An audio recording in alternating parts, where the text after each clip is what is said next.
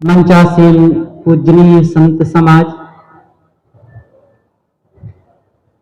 सत्संग प्रेमी, धर्मानुरागी भक्त सज्जनों, भक्तिमयी ममता मूर्ति माताओं बहनों, प्यारे बच्चों, पहले थोड़ी सी कुछ बातें फिर भजन एक। गुरुदेव जी के विचारों में गागर में सागर होता था। वे किसी बात को विस्तार से कहना बहुत अच्छी तरह से जानते थे, साथ साथ संक्षेप में थोड़ी में बहुत बड़ी बात कह देना भी वे अच्छी तरह से जानते थे। इसीलिए उनके विचारों में बहुत से सूत्र भरे हुए हैं। उन सूत्रों को खोजने की जरूरत है, पहचानने की जरूरत है। वे कहते थे, प्रेम में स्वर्ग है और अनासक्ति में मोक्ष है। बस जीवन कल्याण का ये महासूत्र, इसी को जीवन में चरितार्थ कर लिया जाए तो पूर्ण हो गई साधना, प्रेम और अनासक्ति। और उन्होंने अपने जीवन में इन दोनों बातों को अक्षरशः चरितार्थ किया था। प्रेम और करुणा के वे धनी थे। छोटी छोटी दो घटनाएं मैं उल्लेख करूंगा उन बातों का। छत्तीसगढ़ में गुरुदेव जी थे। उन दिनों वे अपने गुरुदेव सदगुरु श्री राम सूरत साहिब जी के साथ भ्रमण किया करते थे। उन दिनों ऐसी सड़कें नहीं थी, गाड़ियां नहीं होती थी, पैदल का जमाना था। और सामान जो होते थे कभी कभी बैलगाड़ियों में जाते थे, और कभी कभी जिस गांव में जाना होता था उस गांव से कुछ लोग आते थे। आजकल आप लोग जैसे कांवरिया वालों को देखते हैं ना कि कंधे पर एक डंडा लगाए आगे पीछे मटकी टांगे हुए चलते हैं, वैसे वहां पर सामान ढोया जाता, आज भी चलता है कहीं कहीं। तो संतों का सामान लेकर के एक सज्जन चल रहे थे और भी कुछ लोग थे, आगे चले गए थे। गुरुदेव जी पीछे वाले उस युवक के साथ रहे। गुरु जी का सामान था, बारिश का दिन था, चल रहे थे और खेतों का रास्ता था, मेड़ों के बीच से जा रहे थे। बहुत बबूल, बहुत कांटे उन दिनों हुआ करते थे। अचानक उसके पैर में एक कांटा चुभ गया, वो चीख उठा।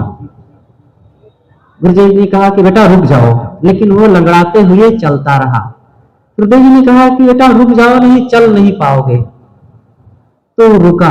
पैरों में इसके कीचड़ थे, पूरा लथपथ था, बारिश के दिन थे। तो उन्होंने मेड़ पर उसको बैठाया, अपने कमंडल से उसके पैर को धोया और पैर धोए तो पैर में बड़ा सा कांटा लगा था। और दूसरा एक कांटा लाए, उससे पैर के कांटे को निकाले, खोद करके खून निकल आया और अपने रुमाल से कपड़ा फाड़ करके उसके पैर में बांधे और उसका दर्द समाप्त हो गया।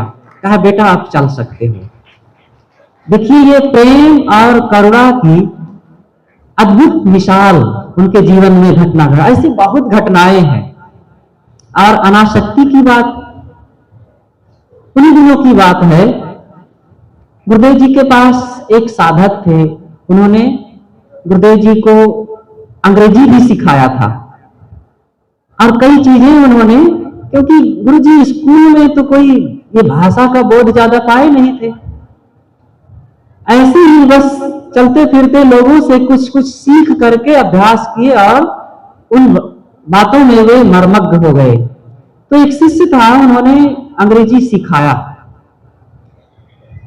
और वो सेवा भी करता था, साथ रहता था, लेकिन इसका मन नहीं लगा और चला गया। जब चला गया तो एक संत थे, वो बहुत परेशान हुए उनके चले जाने से। वो बार बार परेशान हो, साहब वो चले गए, अच्छा नहीं लगता है, दुखी होगा, बहुत परेशान होता होगा, किसी को भेज करके बुला लेना चाहिए। और उदास एकदम, जिससे जाए उसी से चर्चा करें।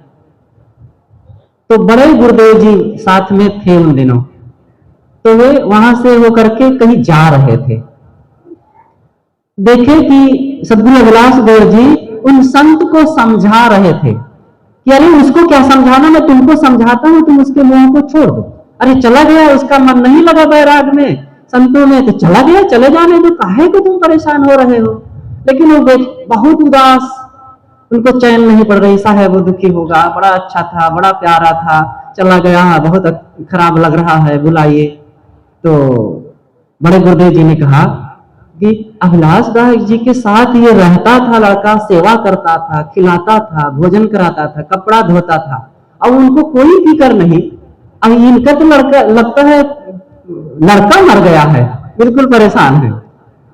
तो अनासक्ति हमारे जीवन में होनी चाहिए। अगर जहां रहे, घर परिवार या मित्रों में सुखी रहना चाहते हैं तो दो बातों का पालन होना चाहिए, प्रेम और अनासक्ति। व्यवहार में प्रेम हो, परमार्थ में सबको अनासक्ति का पालन करना चाहिए। अपनी बातें मैं यहीं पर समाप्त करता हूं। गुरुदेव जी का ही एक छोटा सा भजन है। गुरुदेव जी ने जैसे अपने जीवन में जिया है, वो कोई कल्पना की किसी आकाशीय बात को शब्दों में नहीं जोड़ा है। उन्होंने जो जिया है, जिन रास्तों पर चल करके, और हम आप सबकी जो जरूरत है, चाहे वो भक्ति हो, ज्ञान हो, बोध हो, स्थिति हो, उन बातों को उन्होंने अपने शब्दों में काव्य के रूप में गुंफित किया है और लेख के रूप में, पुस्तक के रूप में लिखा है। उसी बात को एक भजन में वे कहते हैं, कैसे वे भक्ति में डूब करके जीवन जिए हैं। हम लोग शायद वैसी भक्ति नहीं निभा पाए हैं। वे भक्ति के भी महान धनी थे। जीवन आधार नाथ तुम्ही एक सहारे, जीवन आधार नाथ तुम्ही एक सहारे, भव दुख के छुड़ैया हमारे प्राण प्यारे, भव दुख के छुड़ैया हमारे प्राण प्यारे। मरते जन्म पे आज लो मेरे समय गए, सुख चाहते पे दुख रहे घेरे नए नए। मरते जन्म पे आज लो मेरे समय गए, सुख चाहते पे दुख रहे घेरे नए नए। इन मोह शोक रोग दुसा दुख से उबारे, भाव दुख के छुड़ैया हमारे प्राण प्यारे। जीवन आधार नाथ तुम्ही एक सहारे, भाव दुख के छुड़ैया हमारे प्राण प्यारे।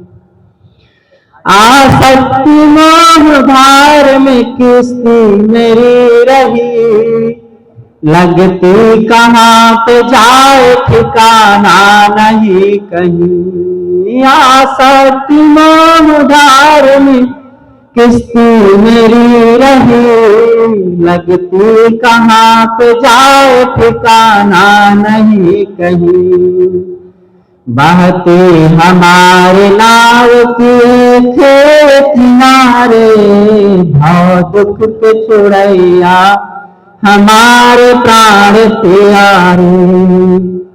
जीवन आधार नाथ तुम्ही एक सहारे, भाव दुख के छुड़ैया हमारे प्राण प्यारे।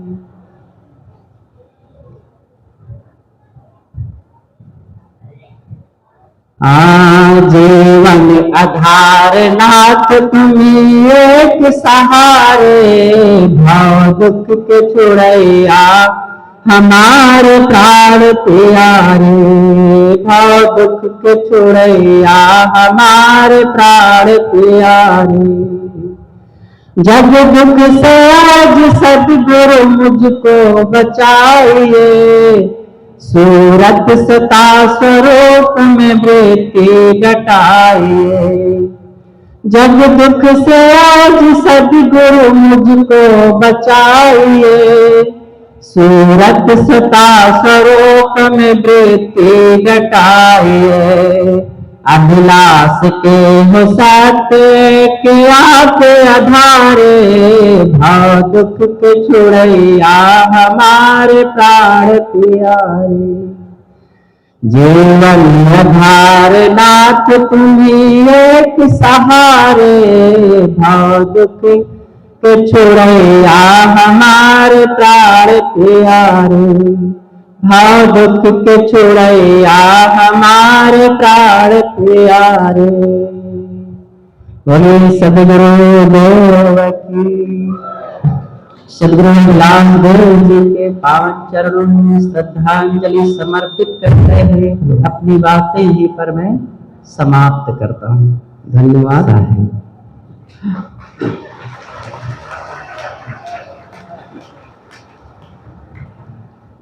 गुरुदेव जी के संबंध में जो कुछ कहा जाए वो कम है।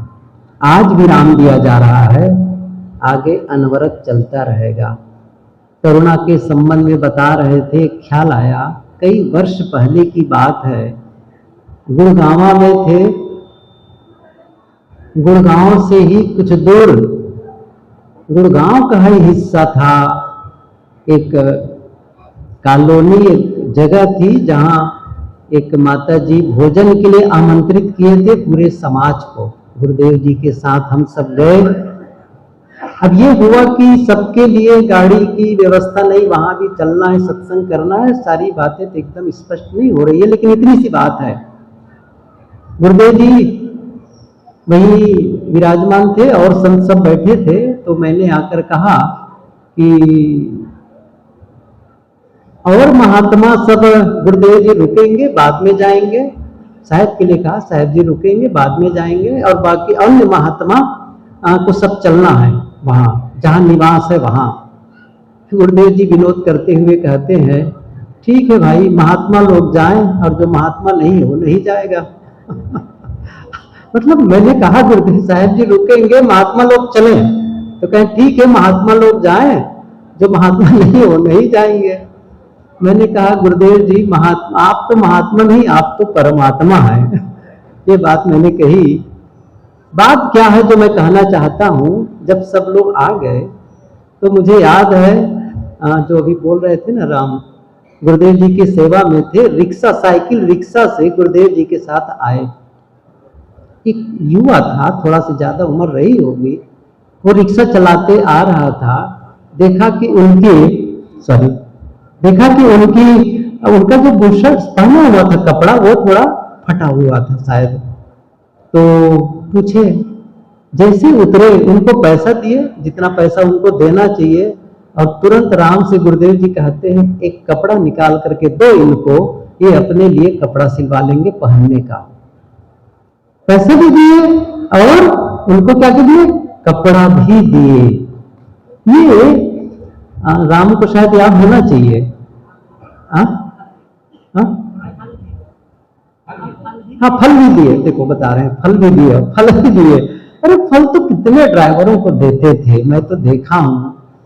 अब वो सारी बातें बहुत विस्तार है, एक एक चीज, हर कदम कदम पर उनकी बातें बड़ी विनोद ढंग से, बड़ी जब डांटते थे ना, बड़ा बड़ा प्रीकल लगता था। मुझे याद है एक बार खागा जा रहे थे वो शंकर साहब जी के यहाँ, तो सुबह के समय गाड़ी कोई इंतजार में यहीं बैठे रहे, देर हो गई गाड़ी का आने में। पता नहीं वो गाड़ी वाला एक जो आता नहीं है भाई, जो रिक्शा भाई वाले हम जानते हैं नाम, वो गाड़ी लेकर के आ रहे थे, देर हो गई, काफी देर में निकले। अब गुरुदेव जी बैठे, राम मैं सब लोग बैठ करके निकले, एक ही जीप, उस समय जीप चलो कमांडर टाइप का रहा हो। तो जब निकले तो मुंडेरा गए, मुंडेरा मंडी है ना, मुंडेरा बिल्कुल यही ट्रांसपोर्ट नगर के पास मुंडेरा। तो वैसे ही वो फूल बेचने वाला, हार वाले सामने, सुबह सुबह का समय था, तो हार को बिल्कुल लटका करके बेचने के लिए कोई खरीद ले, जो गाड़ी में बैठे लोग एकदम गाड़ी को रोक दिए। अब गुरुदेव जी बैठे थे, मैं भी बैठा था गुरुदेव जी के साथ, सामने ही बैठा था गुरुदेव जी के साथ में, बिल्कुल सीट पर। गुरुदेव जी के साथ मैं ड्राइवर तरफ बैठा था, गुरुदेव जी बिल्कुल उसके दरवाजे किनारे, और मैं वहीं से चिल्लाया कि नहीं खरीदना है इनका फूल। रोक रहा है रास्ता, ऐसे कहा कर जोर से चिल्लाया, नहीं खरीदना है फूल। गुरुदेव जी ने क्या कहा, चुप, इतना निर्दय नहीं होना चाहिए। ऐसे ही कहे, चुप, इतना निर्दय नहीं होना चाहिए। ये तो ख्याल नहीं है खरीदे कि नहीं खरीदे, लेकिन एक बात याद आई कि बड़ी निर्दयता से तुम बोल रहे हो, इतना कठोर नहीं बोलना चाहिए किसी के लिए। ये कभी कभी उनकी झिड़की बड़े अमृत का काम करता था। बहरहाल मैं वादा किया हूं श्री विकास साहब जी से कि थोड़ी देर के लिए आप आएंगे, और आप चूंकि बंटवारा हो चुका है दोनों भाई में, इसलिए बहुत संक्षिप्त तक कहेंगे आप।